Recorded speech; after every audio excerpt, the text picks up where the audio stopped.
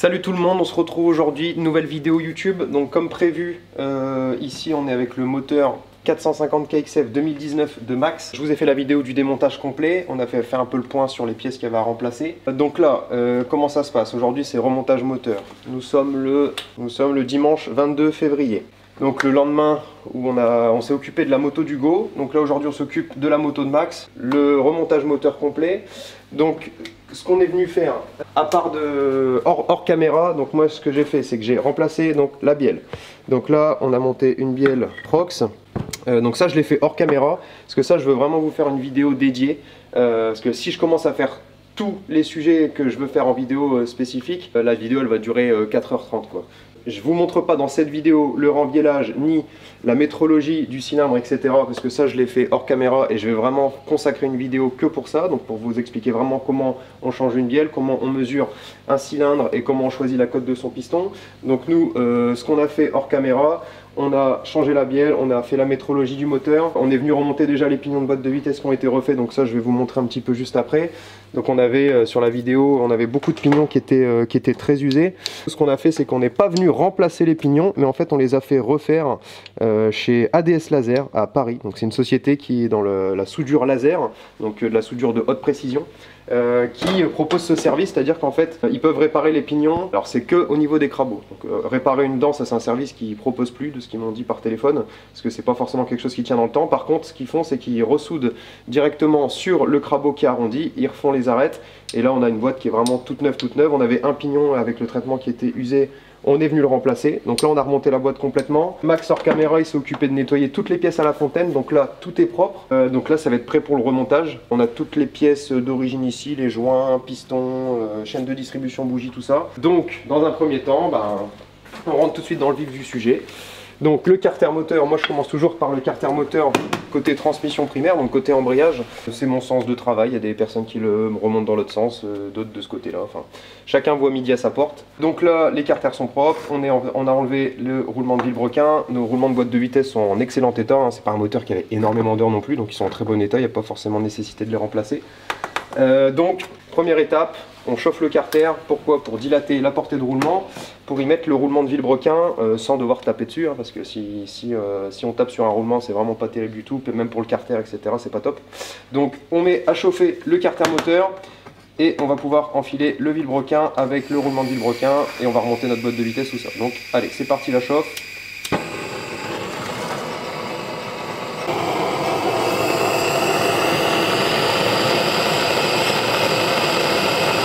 Là le carter il devrait être assez chaud normalement. Donc pour ceux qui veulent avoir un petit repère pour savoir si c'est assez chaud, vous mettez un petit peu de salive sur votre doigt. Voilà, et là si vous entendez ça crépite un peu. Donc là en général c'est que le carter est assez chaud. Hop, on va pouvoir venir glisser le roulement de vilebrequin. Donc sur les Kawa il y en a deux différents. Vous avez un roulement avec un côté étanche entre guillemets et la partie qui est ici. Normalement vous pouvez pas vous tromper parce qu'il y a un usinage sur le roulement pour les plaquettes de maintien. Donc là le carter est chaud. Hop. Voilà, ça s'enfile tout seul. Donc en attendant, on va vraiment bien dégraisser les filetages pour les vis de plaquettes de maintien, les roulements. Parce que ça, c'est préconisé par Kawasaki de le monter au frein à filet moyen. Donc, on va mettre un petit coup de nettoyant frein dans le conduit. Hop, un petit peu de graisse qui ressort. Donc on va venir mettre nos plaquettes de maintien de roulement. Comme ça en attendant, la chaleur du carter va se diffuser dans le roulement. Le roulement lui va entre guillemets se dilater. Donc on va pouvoir emmancher le vilebrequin directement sans donner aucun coup. Donc là pareil, moi aussi je mets un petit coup de nettoyant frein sur le filetage de la vis pour être sûr que le frein filet agisse bien. Par avance on vient positionner la plaquette comme ceci. Donc ça c'est des vis et du Torx de 40. Voilà, une petite goutte ça suffit. Hop. Donc on vient mettre contre. Et donc sur ce moteur là, ces vis de maintien de roulement de vilebrequin, ça sert à 2,5 kg. On vient régler notre clé, 25. Hop, c'est serré. On va passer à la deuxième. Même procédé. Hop, et voilà. Donc là, nos plaquettes sont serrées au couple avec le frein à filet. Donc là, le roulement, il est en train de chauffer tout doucement. Ce qu'on peut faire en attendant, c'est déjà remonter la boîte de vitesse. Hop, on prend nos deux arbres. Donc, comme je l'ai dit au préalable, hein, on est venu tout contrôler, rondelles, clips, entretoises. Donc en remontant les pignons refaits et celui neuf, ça permet d'avoir une boîte de vitesse nickel. Nos deux fourchettes d'arbres secondaires, notre fourchette d'arbres primaires et le parier de sélection. Pareil, hein, si vous n'avez pas envie de perdre ou d'être sûr que les pignons ne se sauvent pas, des petits Colson, ça permet de balader la boîte sans que ça tombe. Donc là, moi ce que je fais, c'est qu'avec le support moteur, je viens mettre le carter moteur droit. Je prends mes deux arbres comme ça si on le met droit, on peut avoir le pignon qui tombe et une rondelle qui se décale, etc. Donc moi je le mets comme ça, directement. On vient enquiller nos deux arbres, hop, c'est bien au fond. Là on peut remettre notre carter droit. Donc là, fourchette inférieure, fourchette supérieure, la fourchette de l'arbre primaire. Ici on vient mettre le barillet de sélection. On fait gaffe au petit téton, on va le mettre plus tard pour l'étoile de sélection. Hop, là on est bien dans le roulement. Donc idéalement un petit filet d'huile sur les fourchettes, ça fait pas de mal. Hop.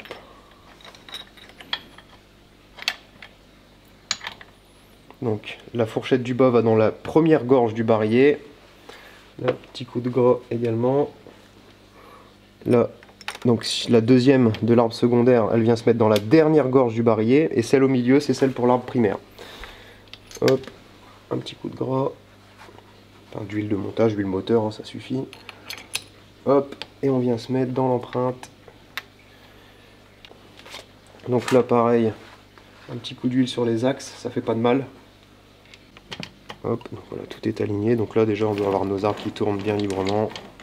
On peut faire tourner notre barillet à la main pour s'assurer qu'il n'y a pas de blocage au niveau des fourchettes. Donc là ça va vraiment nickel. Donc là on est bon.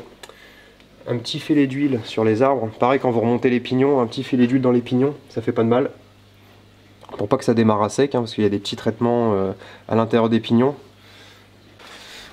Ensuite on va positionner la première crépine, alors comme ceci. Donc pareil, un nettoyé au préalable. On a remplacé le petit joint torique des crépines. Donc là elle est bien positionnée. Ensuite on a la deuxième ici. Bon, c'est pas vraiment une crépine, hein. Celle-là elle doit servir à récupérer l'huile accumulée dans la boîte de vitesse ou en envoyer. Bonne question, il faudrait regarder le circuit de lubrification. Hop, donc là on est bien positionné. La dernière crépine elle se met par l'extérieur, donc on va pas la remonter maintenant. Là, qu'est-ce qu'il dit mon roulement? Ouais, bien chaud. Un petit coup de chiffon.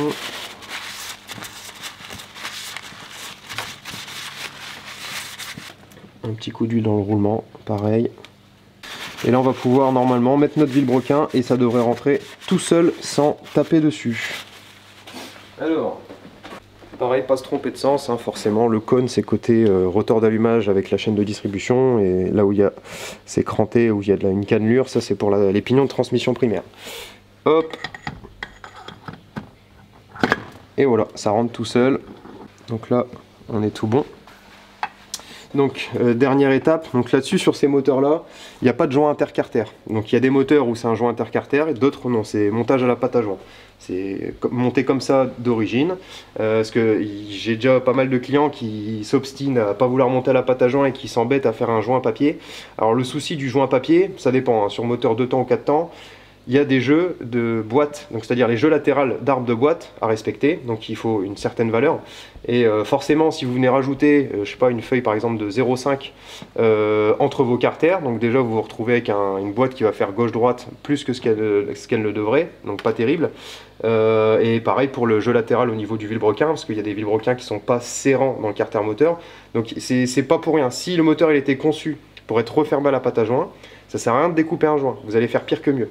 Donc la pâte à joint sert vraiment pour être sûr et certain que ça ne fuit pas, mais déjà si les plans de joint sont nickel bien dressé, carter contre carter, déjà normalement ça fuit pas. La pâte à joint c'est vraiment une sécurité en plus. Première étape pour poser correctement la pâte à joint, on va dégraisser le plan de joint. Donc ça c'est tout simple, hein. Vous prenez un petit peu de chiffon ou du sopalin, du nettoyant frein et vous faites tout le parcours du plan de joint. Vous assurez vraiment qu'il ne reste plus rien dessus. Et puis on va appliquer une petite couche de pâte à joint. Et on mettra à chauffer notre deuxième carter. Et on procédera pareil, on attendra que le roulement chauffe. Et une fois que le roulement sera bien chaud, on va pouvoir emboîter notre deuxième carter.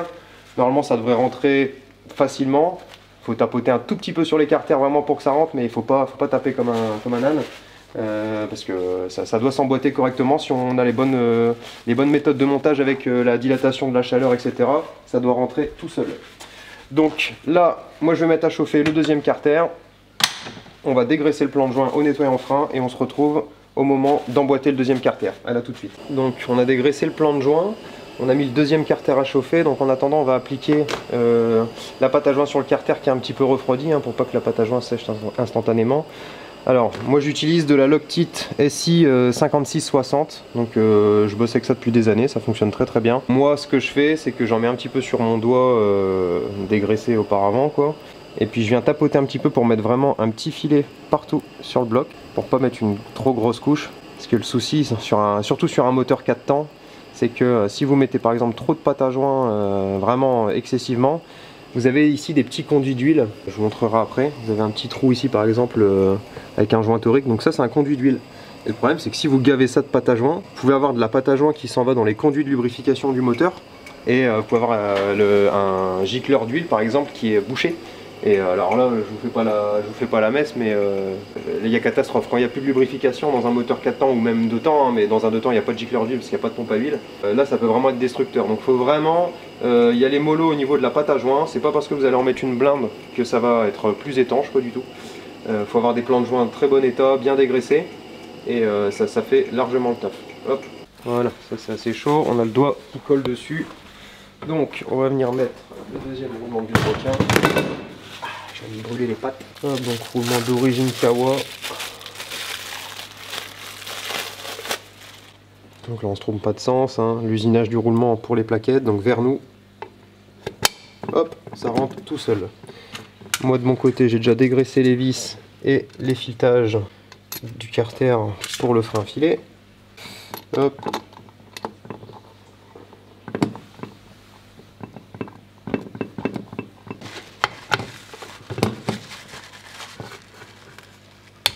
Hop.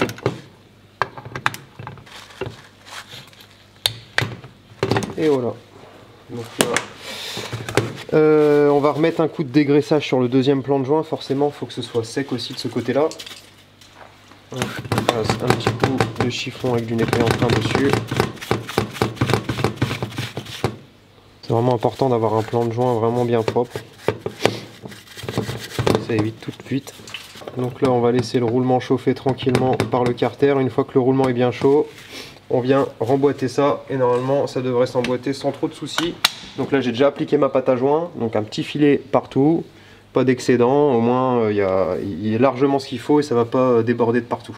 Hop, on laisse le roulement chauffer et on se retrouve quand je referme le demi-carter. Là le roulement est bien chaud de par le carter. Très important aussi, les pions de centrage, donc on en a un ici et l'autre dans l'autre carter, donc ça c'est vraiment à pas oublier du tout, hein. C'est très important, il faut pas les remonter sans. Hop, donc là, on essaie d'être le plus droit possible. La petite tige ici qui fait un peu chier. Hop. Wow, c'est chaud. Alors, tac.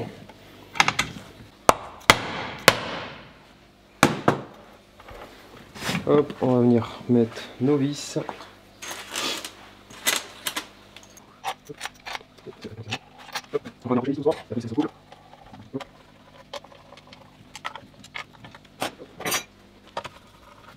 Donc pour tout ce qui est vis en tête de 8, donc là c'est du 6 mm. Donc du 6 ça se serre entre 10 Newton et 12 Newton. Moi j'ai l'habitude de serrer ça à 12. Hop. Si vous voulez faire entre les deux, 11 ça marche aussi. Alors oui, une clé dynamométrique, ça se claque qu'une fois. J'ai toujours l'habitude de faire deux, je vous assure, Le moteur il va pas mal tourner parce que vous avez fait cliquer la clé une deuxième fois. Et bon, les puristes vont dire que forcément le deuxième clic remet un petit peu de couple sur la vis. Je pense qu'ils vont pas bien dormir cette nuit. Mon Dieu. 25. Donc pareil. Là on va serrer donc les BTR.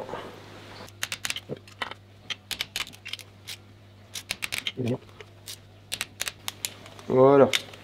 Donc là, pour le serrage au carter moteur, on est tout bon. Donc là, on va venir centrer notre vilebrequin. Donc là-dessus, franchement, sur le vilebrequin de 450, j'ai changé la bielle. Je peux vous dire que le maneton, il est vraiment serrant de chez serrant. Donc là, on va juste mettre un tout petit coup de maillet sur la queue de vilebrequin ici, vraiment un tout petit coup. Je peux vous dire que ça bougera pas du tout l'alignement de vilebrequin, vu comment j'ai dû y aller comme un ouf pour pouvoir aligner les masses. Je peux vous dire, ça a été du sport. Donc là, un petit coup de maillet sec ici, normalement le vilebrequin devrait se débloquer. Hop, voilà un petit peu. Et normalement, on devrait être bon. Voilà. Donc là, on a le vilebrequin, encore un tout petit coup. Donc là, ça tourne bien librement. Tac. On va pouvoir commencer à remonter le haut moteur. Hop. Pareil, une fois que vous avez bien centré votre vilebrequin, là, une fois que ça tourne bien librement, un petit coup d'huile. Moi, je mets toujours un petit coup d'huile dedans, histoire de. Hop. Donc là, ça tourne bien librement. Pareil, très important. Plan de joint nickel. Donc là, le plan de joint est droit et propre. On n'oublie pas non plus les petits centreurs. On prend le joint d'en base.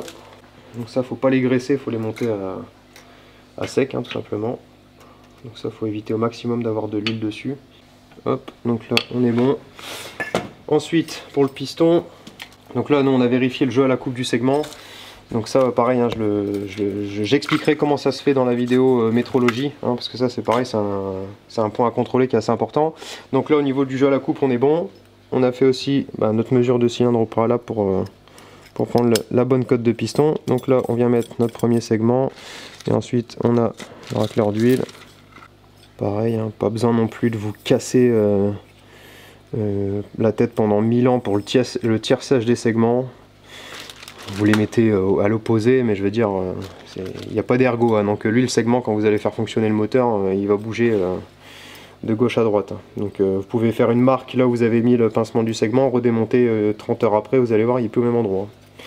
Donc ça, on met juste, pour le premier montage, on met les segments, les ouvertures à l'opposé, hein, pour dire de ne pas avoir une remontée d'huile. Hop, et lui, on vient le mettre à l'opposé. Il faut juste, ce qui est important, c'est de ne pas commencer à monter les axes de piston, enfin les axes de piston.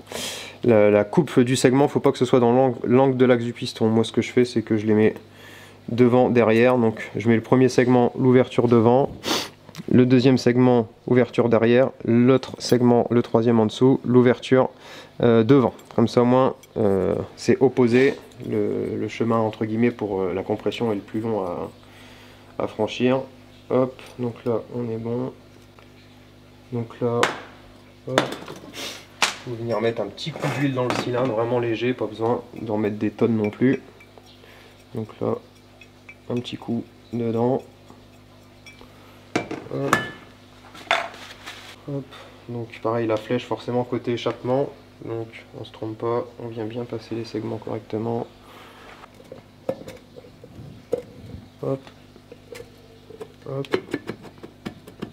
Ça rentre tout seul.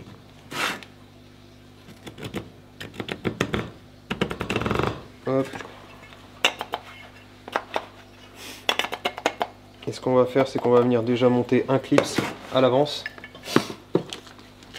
Ça pareil, le clips il y a entre guillemets un sens. Donc l'ouverture, faut soit la mettre en haut ou en bas. Pas sur le côté comme ça, ni sur le côté comme ça. Pourquoi? Parce que avec l'inertie, donc la vitesse de montée et descente du piston, ce qui peut arriver, c'est que le clips lui va venir se pincer de par l'inertie et pouf, il peut sortir de son logement. Donc l'ouverture c'est soit en haut, soit en bas, comme ça. Donc là on va faire l'ouverture en bas. Donc moi je viens déjà placer un côté ici. Hop, on va pouvoir venir céder du tournevis pour faire levier. Hop. On le pousse dans son logement. Voilà, là il est bien mis. On va mettre l'axe de piston dans la bielle, donc pareil. On vient graisser tout ça. Donc là moi ce que je fais c'est que je passe directement l'axe de piston pour graisser déjà un petit peu au préalable. Comme c'est un axe de piston qui est traité DLC, c'est pour ça qu'il est noir. Donc voilà, on vient remonter. Hop, on pousse gentiment. Et on va retourner le moteur pour mettre le deuxième clip. Mettre un petit peu d'angle. Voilà. Donc là, on a ici l'accès pour le clips. Hop, et le deuxième clips qui est ici. Donc là, même principe. Vous pouvez mettre un petit chiffon au cas où vous avez peur de le faire tomber dans le bas moteur. Et voilà. Donc là, on vérifie bien, mais il est bien dans sa gorge partout. Donc, on va pouvoir redescendre tout doucement notre cylindre.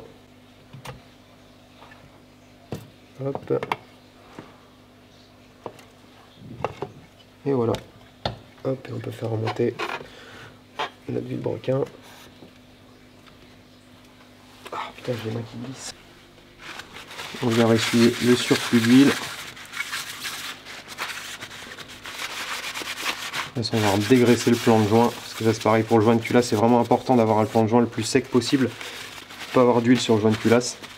Pareil pour le segment, je sais pas si je l'ai dit dans la vidéo, mais il y a un sens. Là, il y a toujours une lettre sur le segment, et la lettre elle va vers le haut. Là on va passer au remontage des patins de distribution et de la chaîne. On vient la passer sur les dents du vilebrequin. On va la faire prendre comme ça. Donc dans un premier temps il y a le patin fixe ici. Hop, donc là il est bien dans son logement en bas, ici. Et dans l'empreinte ici du cylindre. Et ensuite le patin qui lui est poussé par le tendeur. Ça pareil, c'est préconisé de le monter avec un peu de frein à filet. Donc on dégraisse la vis. Hop, un petit peu de frein à filet. Donc là pareil, on est sur un filetage en M8. Donc on va serrer ça à 2,5 kg.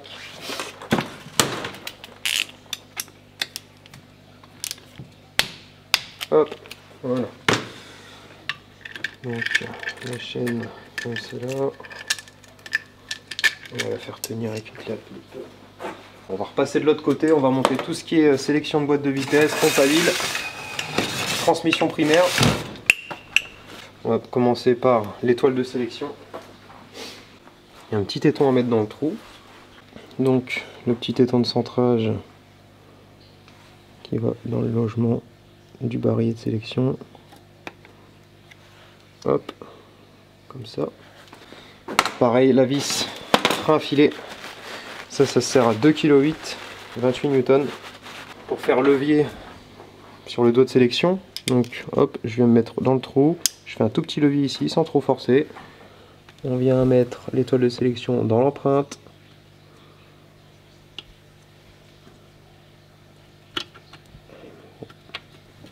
Hop, voilà. Un petit peu de petite. Frein à filet. Voilà.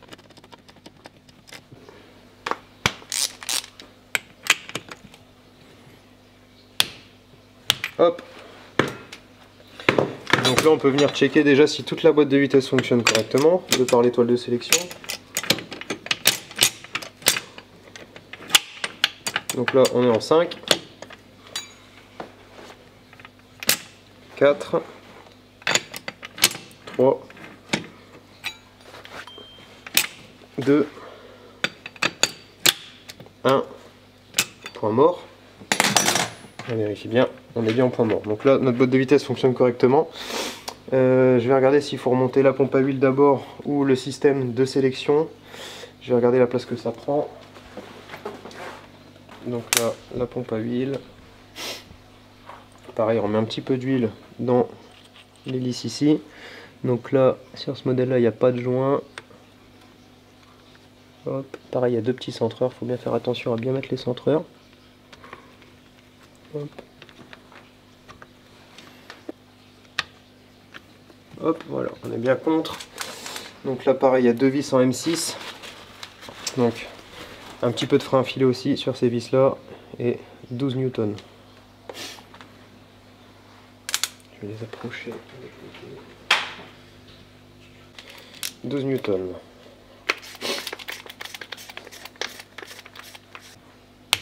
Hop, voilà, donc pompe à huile, on est bon. On va passer au système de sélection. Donc là-dessus, on a 2 vis différentes. On a une vis Torx ici et une vis 8, enfin tête de 8 en 6 mm. Pareil, rebelote, hein, frein filet. Hop, on met contre.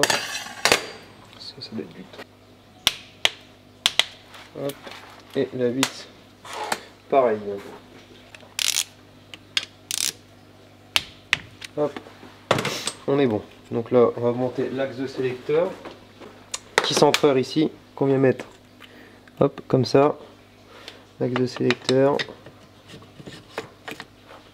Hop, et on vient emboîter comme ça dedans. Voilà. En fait, quand vous levez ou baissez votre sélecteur, ça vient bouger l'étoile de sélection pour changer le rapport dans la boîte de vitesse. Donc là, on est bon. Pignon de pompe à huile. Donc pareil, donc là il n'y a pas de roulement, donc c'est directement sur des axes, donc un petit coup d'huile. Hop, comme ça au moins on est bon. Le clips, on le fait tourner pour être sûr qu'on est bien dans la gorge, on est bon. Et là on va passer donc masse d'équilibrage, pignon de sortie de vilebrequin, et après on va remonter cloche d'embrayage avec l'embrayage. Disque garni, disque lisse, etc., etc. Hop, donc ça. Hop. Pareil, on vient dégraisser le filetage du vilebrequin, parce que ça, pareil. De toute façon, quasi tous les écrous qu'il y a dans le moteur, tout est préconisé de remonter avec un peu de frein à filet moyen. Hop, et là donc l'écrou de sortie du vilebrequin, ça se serre assez fort en plus, ça se serre à 145 newtons. Donc là c'est costaud. 145 newtons. Donc là il y a un repère à respecter.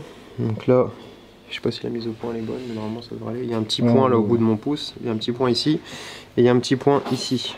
Voilà, donc en fait il faut aligner ces points ensemble. Donc c'est tout simplement pour synchroniser le vilebrequin avec l'arbre d'équilibrage. Parce que l'arbre d'équilibrage c'est ce pignon là, donc on peut voir qu'il y a un poids d'un côté. Et lui c'est pour limiter les vibrations dans le moteur, donc il est connecté directement sur le vilebrequin, et en général le poids fait le sens inverse du mouvement du piston, donc pour la montée et descente. Donc là on vient mettre ça dans les cannelures et on aligne les 2 points ensemble, donc comme là ici, les 2 points l'un en face de l'autre.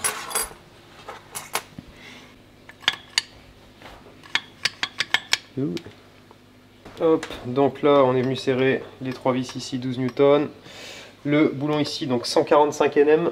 Hop, donc ça c'est un filetage inversé, hein, donc vous faites pas avoir si vous démontez le moteur, mais normalement dans le démontage j'ai dû le préciser. Ok, donc là on va remonter transmission primaire, donc cloche, noix, plateau avec les disques d'embrayage. Hop.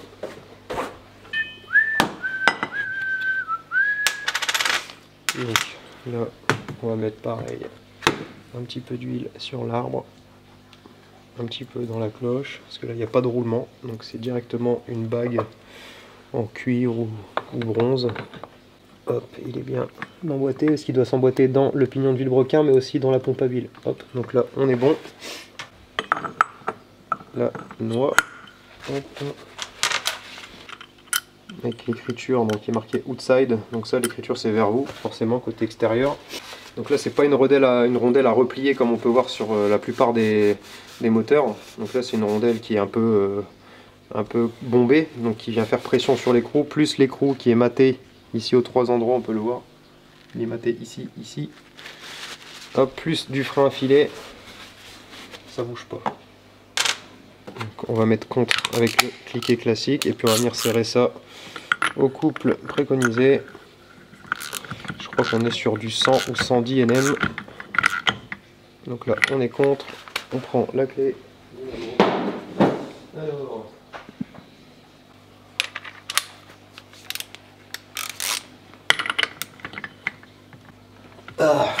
c'est du sport. Hein. Hop, et voilà. Donc là, on est bon. Toujours s'assurer que la noix est bien libre. Ça peut provoquer des problèmes. Donc là, ça tourne bien librement. On va pouvoir passer au montage des disques d'embrayage. Donc nous, on va monter un embrayage neuf. Donc au préalable, les disques garnis, il faut les faire tremper dans l'huile. Hop, parce que sinon vous allez les bouffer dès la première utilisation. Hop, donc il y a un disque qui est différent, qui est un peu plus fin, qui lui se met dans le fond. Pour les garnis, autant il n'y a pas de sens, c'est-à-dire de face ou opposé, c'est pareil. Par contre, sur les lisses, il y a un sens. Donc là, ici, vous allez voir, il y a un côté qui est relativement bien ébavuré. Ici, c'est bien arrondi. Les bords sont arrondis, c'est pas tranchant. Quand on le retourne, c'est pas ébavuré. Donc il y a le côté qui est un peu, entre guillemets, coupant. Donc la partie qui est coupante, on la met vers nous. Donc là, hop.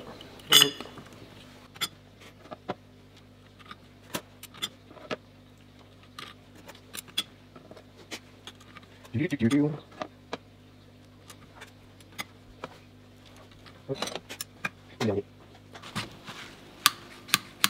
ça, c'est ce qui vient venir pousser le plateau presseur pour débrayer. Quand vous débrayez au niveau de votre guidon, c'est ce qui va faire pousser le plateau presseur pour que ça plaque plus les disques, pour que vous puissiez désolidariser le moteur de la boîte de vitesse. Ensuite, donc plateau presseur. Donc sur ce modèle là, il me semble pas qu'il y ait de sens, mais si vous voulez être sûr, en fait, il faut absolument que quand vous le mettez, il plaque bien les disques. Ce qui peut arriver, c'est chez certaines marques, il y a un repère à respecter. Et par exemple, si vous vous trompez de trou, le plateau il n'est pas collé contre les disques. Donc là, c'est pas le cas, il n'y a pas de sens sur cela. Donc le plateau presseur, on met les 5 ressorts et les 5 vis. Donc après 20 minutes de déballage, ressort d'embrayage. Donc là, sur ces modèles-là, il n'y a pas de sens. Il y a certains moteurs où il peut avoir un sens. Donc là, pas besoin d'un frein à filet. Hop, on serre un petit peu progressivement pour que ça se plaque bien uniformément.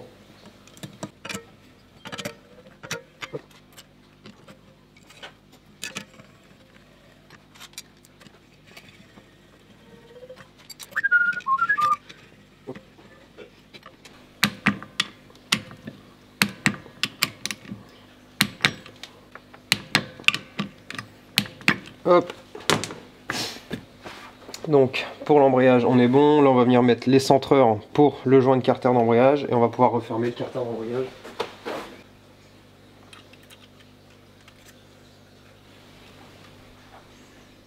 Hop. Ensuite là, le petit méplat qu'on voit ici, c'est l'hélice de pompe à eau qui va se prendre dedans. Donc on positionne plus ou moins, mais on va pouvoir ajuster quand on met le carter. Donc là,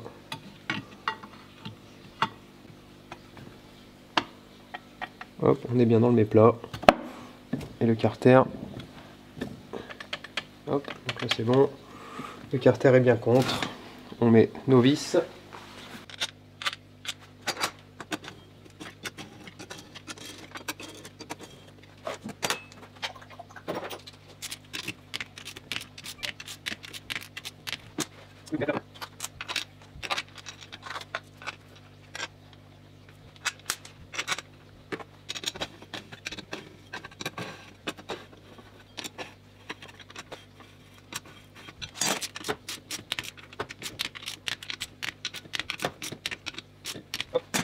On va pouvoir remonter couvercle de pompe à eau, joint Torica. Comme Camille sur en fait, son embrayage. maintenant, tu as quasi des joints Toric partout, parce qu'ils considèrent que c'est un carter que tu peux faire un démontage en urgence, entre guillemets. Donc, t'as pas le temps de gratter le joint, etc. Donc, ils mettent des joints Toric pour que tu puisses le remonter. Hop.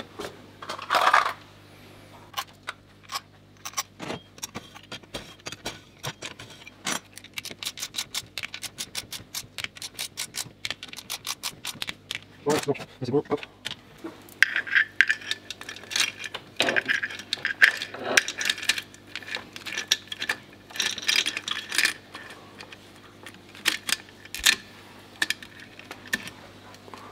Hop, on va venir mettre la petite plaquette de maintien. Sans slow. Hop.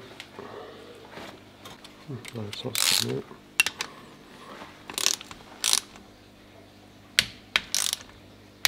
Hop. Donc là c'est bon. Ensuite on a le pignon, la deuxième masse d'équilibrage. Hop, il vient comme ça. on va avoir assez de force. Attends, un petit peu. Oui, comme ça ce sera plus simple. Donc on va serrer l'écrou juste après, on va remonter d'abord. Alors, donc ça c'est les pièces qu'on va remplacer. Ça aussi, en roue libre, ouais. Pareil, ce qu'il y a derrière.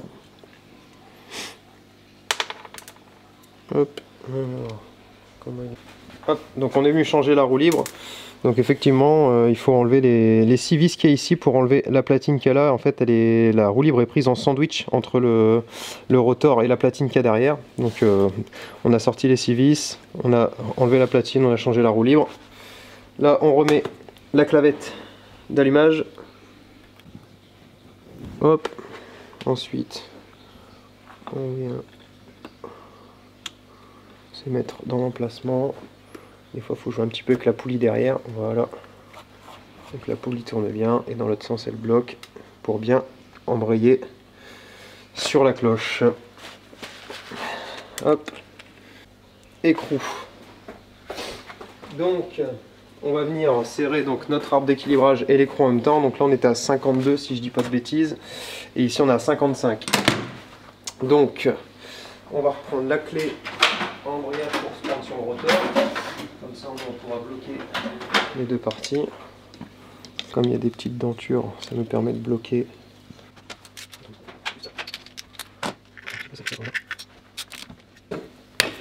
Hop.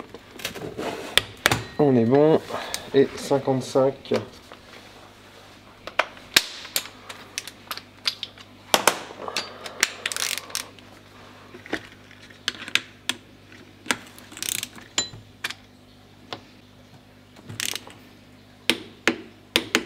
Hop. Notre rotor d'allumage est remonté serré, l'arbre d'équilibrage pareil, enfin la masse plutôt. Donc là, on va venir, on va bien dégraisser encore une fois le plan de joint.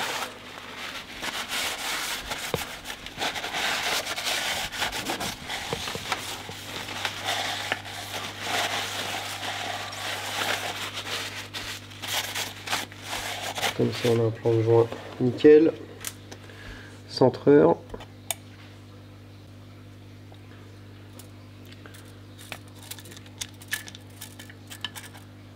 Voilà.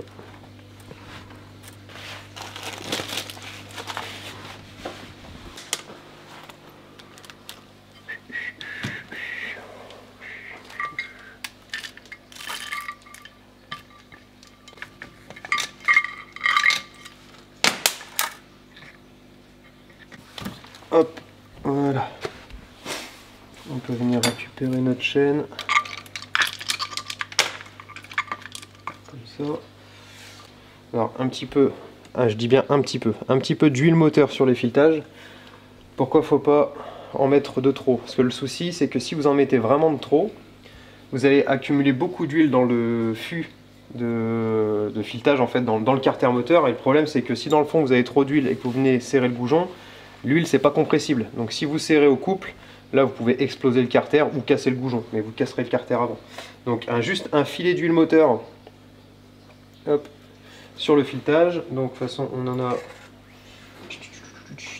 deux longs, deux courts, donc les longs à l'intérieur, ce qu'il faut. On est contre. Donc là, ça, le couple serrage final, on est sur 55 Nm.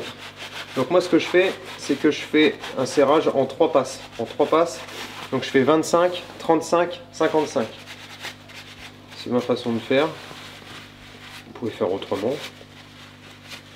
Mais en tout cas, moi, je fonctionne comme ça. Sur quasi tous les moteurs, je mets jamais tout de suite le couple préconisé, pas serrer fort le goujon d'un coup et puis venir tirer de l'autre côté. Je préfère faire progressif, serrage en croix, très important, pour bien répartir la force de serrage sur le joint de culasse et sur les plans de joint. Et donc là, on va faire donc la première passe à 25.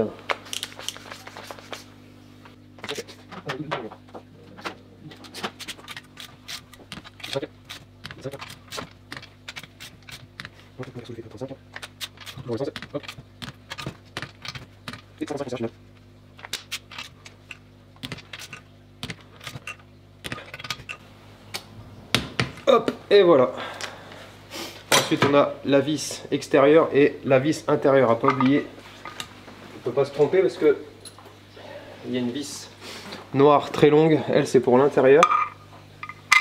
Hop, et la grise classique extérieure, donc c'est du 6 mm pareil, donc 12 Nm comme d'hab.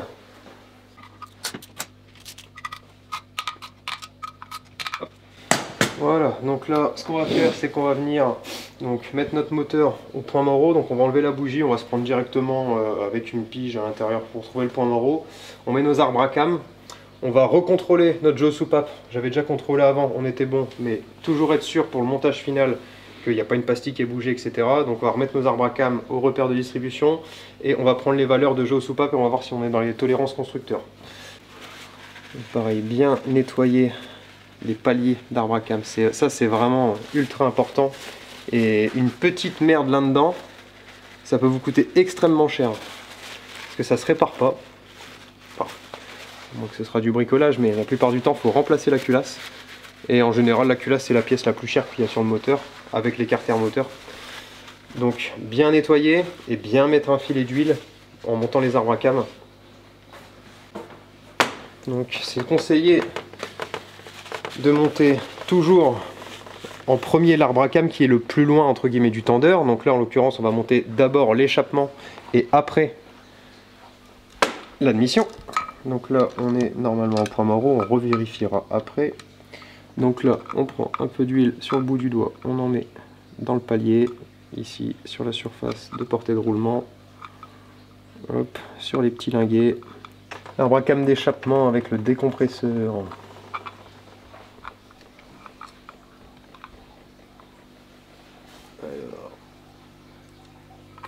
Ok, donc là on met un filet d'huile dans le palier, les petits linguets et la portée.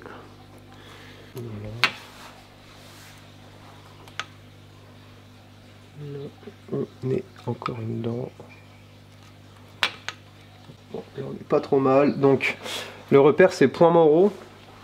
Donc piston au plus haut possible dans le cylindre. Et ici vous avez donc un point au bout de mon doigt.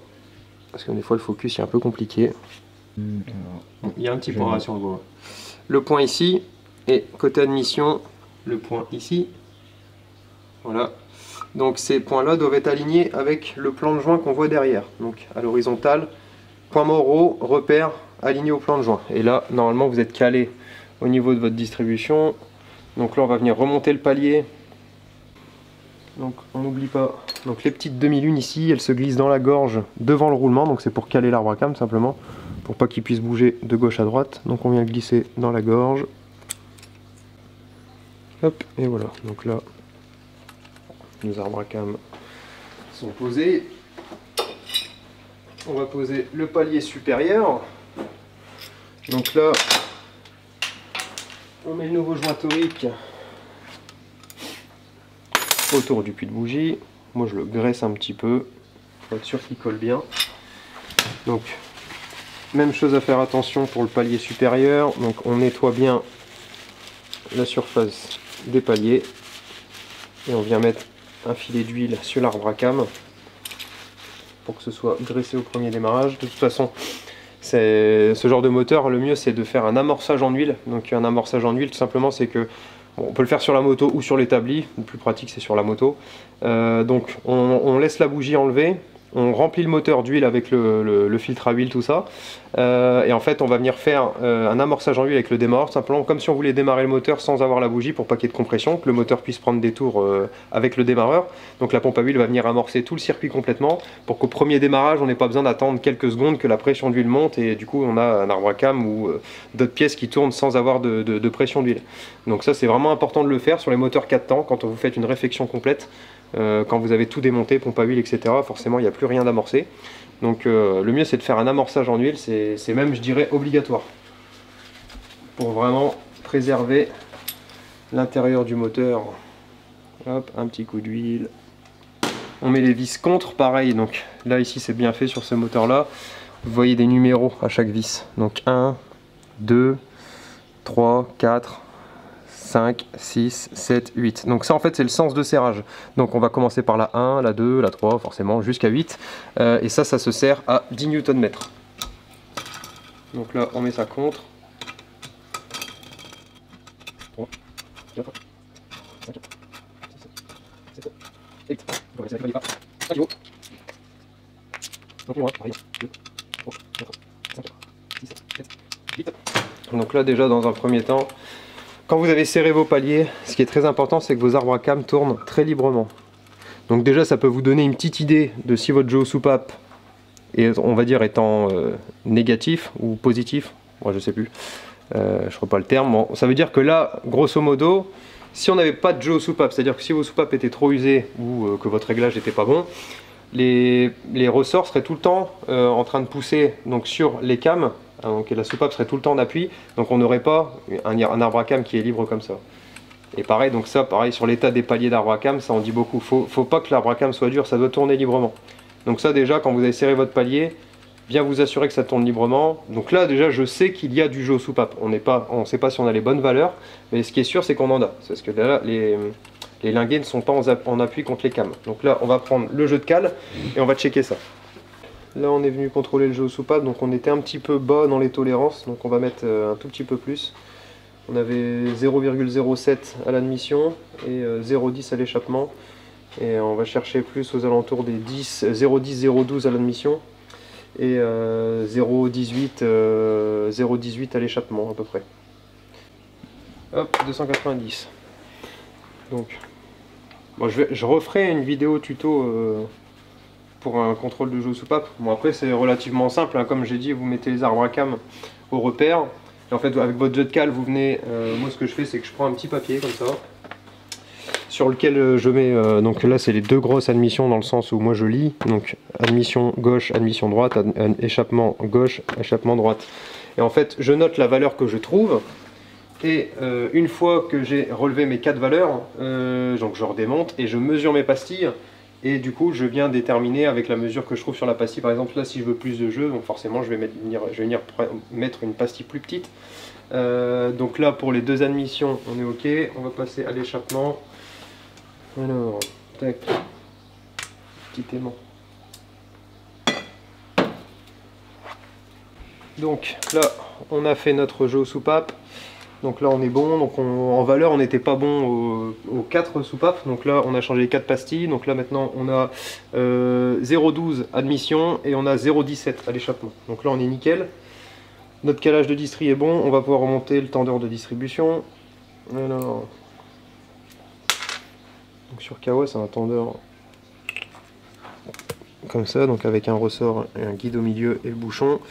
Donc pour le remonter en fait il faut désarmer comme ça, donc vous soulevez la languette, vous rabattez au maximum, parce qu'en fait ça il va être poussé par le ressort comme ça. Donc vous le rabattez au maximum. Pareil, 6 mm. On va serrer ça à 1,2 kg, 12 Newton.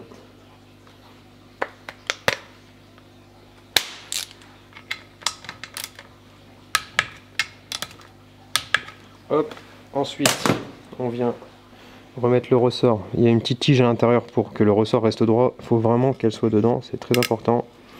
Hop, et là on vient mettre le bouchon.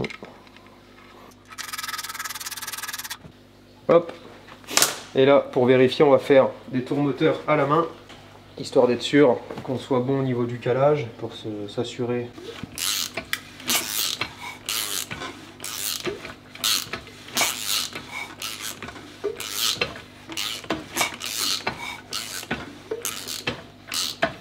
Voilà, donc là ça tourne très bien, on va se remettre en point maro, comme ça on revérifie notre calage distribution vraiment pour être sûr à 100% qu'on est bien calé.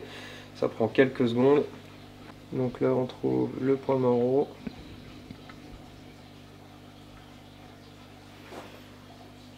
Hop, et ben je crois qu'on est parfait. PMH, les deux traits alignés. Donc là, jeu soupape c'est bon, calage distri c'est bon, le tendeur est armé, la chaîne est bien tendue. Donc là on va pouvoir remonter le couvercle de culasse.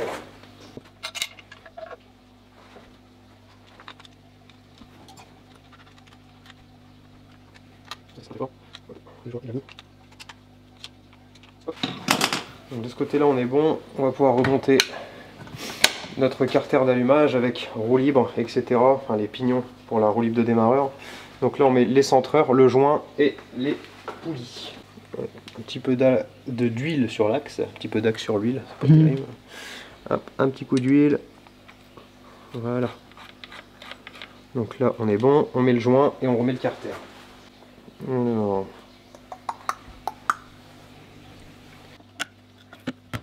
Voilà.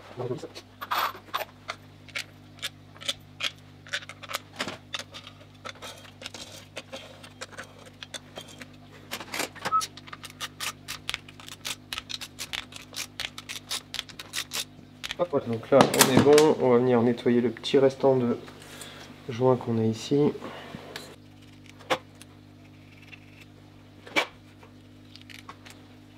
Voilà, et c'est lui qui sera entraîné directement par le démarreur. Hop, donc le joint neuf, le petit cache.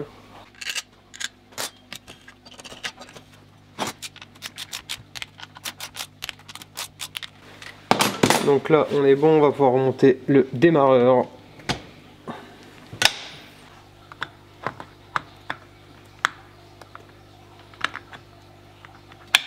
Hop. Oui, ça. Hop. On va remonter la crépine et le capteur de position de barillet. Donc pareil, crépine, on graisse les petits joints toriques, parce qu'on vient de les monter. Forcément crépine nettoyée, logique, hein. Je pense que j'ai pas besoin de le préciser. Okay. Et on va venir remonter le capteur de position de barillet.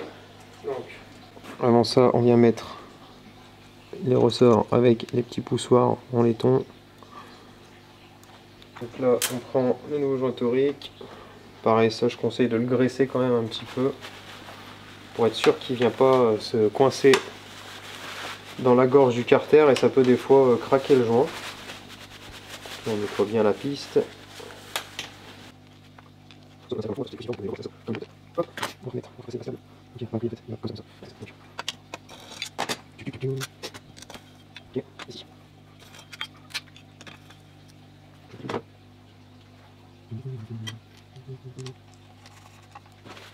Petit coup de chiffon dans la vis pour éviter de marquer la vis. Hop. Hop.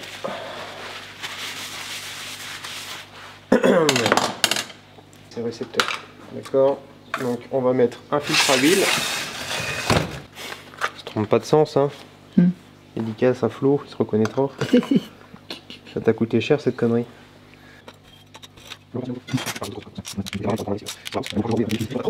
Et ben on a, je pense, terminé ce moteur.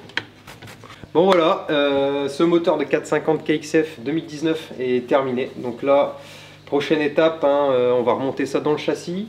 On va amorcer en huile comme je vous expliquais un petit peu. Donc là pour cette vidéo c'est tout. Le sujet de la vidéo c'était vraiment le remontage moteur. Donc là on a vraiment terminé le bloc complètement. On a changé tout ce qu'il y avait à changer. Donc on a fait le kit bielle, piston, chaîne de distribution, tous les pignons de boîte de vitesse qu'il y avait à refaire, embrayage complet, roulement de vilebrequin, voilà, tout ce qui est consommable, tout ce qui était à prévoir. On a refait le jeu aux soupapes. Donc là je pense que ce sera tout bon pour roder ça à l'Aune plage, et puis bah, après ce sera direction le Touquet, hein, fond de gaz sur la plage. Normalement je vais essayer de vous refaire une petite vidéo sur cette moto parce que on va probablement déjà la roder au banc. Donc on va faire le rodage au banc, bon, rien d'intéressant pour la vidéo, mais on va faire quelques tests, c'est-à-dire que donc là on a aussi une ligne Akrapovic complète en titane à tester, et on aimerait bien faire un petit test de toutes les maps hein, là-dessus sur les Kawa. C'est des petites cosses, hein, on appelle ça des plugs. Donc les plugs de différentes couleurs sont de différentes courbes. Donc on va tester un peu ça au banc une fois que le moteur sera rodé. Et donc je vais peut-être voir pour faire un sujet de vidéo pour voir déjà la différence entre la ligne d'origine et la ligne Acra, et la différence entre tous les maps 1, 2 et 3 entre guillemets, pour voir s'il y a vraiment une différence et avec laquelle on va décider de rouler. Voilà, donc je vous remercie donc voilà, je vous remercie de nous avoir suivis. La vidéo va être un peu longue à mon avis, mais bon, c'est un remontage de moteur 4 temps, et encore j'ai essayé vraiment de faire au mieux avec tous les cuts et tout. Là, Hugo, pour le montage, il va s'amuser. Et on se retrouve bientôt, sûrement soit au banc pour cette moto, ou pour un autre moteur, ou pour un autre moto. Allez, ciao!